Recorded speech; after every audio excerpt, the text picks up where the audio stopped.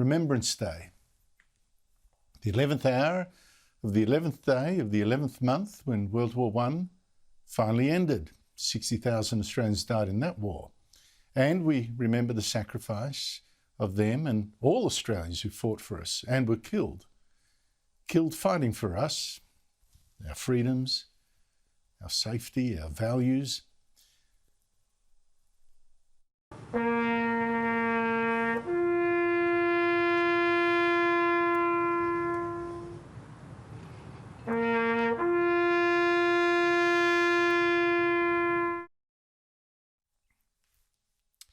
Now, risking your life, losing your life for your country, that is a very big thing. It's enormous. It's almost unimaginable today.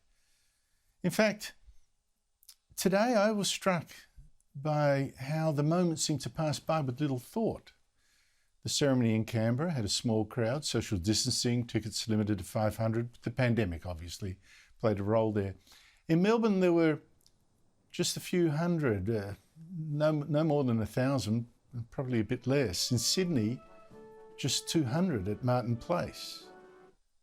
And to get this poppy, we had to go to 5 different shops today. No one was out in the street selling them, as in years before.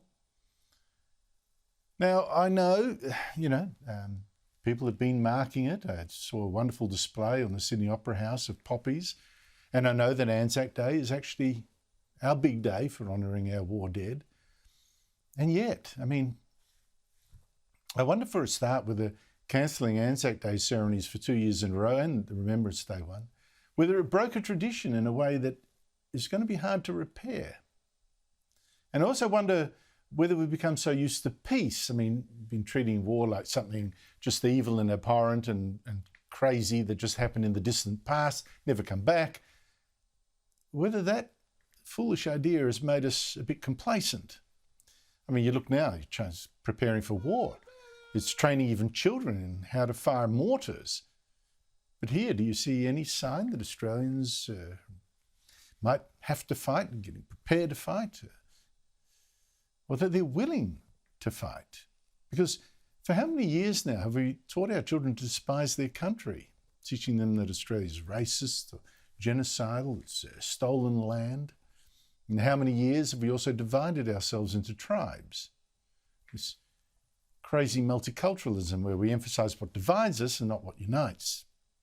Where we have people, academics, writers preferring to call themselves Aboriginal rather than white, saying in this case, colonisers ask me why I don't identify with my Irish and English ancestry, why I prefer to identify with my Aboriginal family. And this writer says, if you could identify with the bully or the victim, or with the murderers or the family of the murdered, with the genocidal colonisers or the colonised, who would you choose?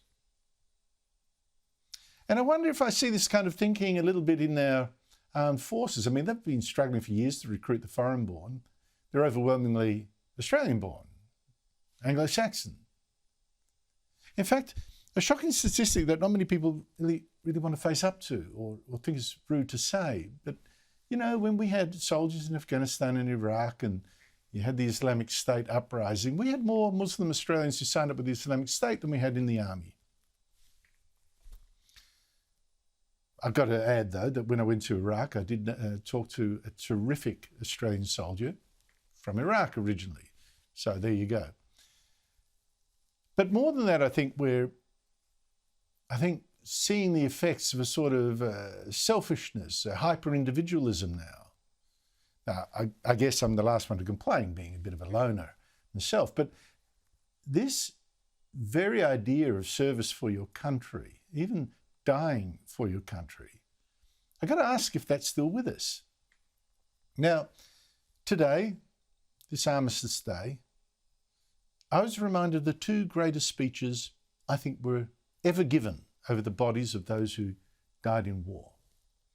Now, one of them, of course, you'd know well. It's Abraham Lincoln's Gettysburg Address during the Civil War, where he spoke for Union soldiers lying in front of him in their graves. And he said, "From these honoured dead, we take increased devotion to that cause for which they gave the last full measure of devotion, that we here highly resolve that these dead shall not have died in vain, and that this nation, under God, shall have a new birth of freedom, and the government of the people, by the people, for the people, shall not perish from the earth.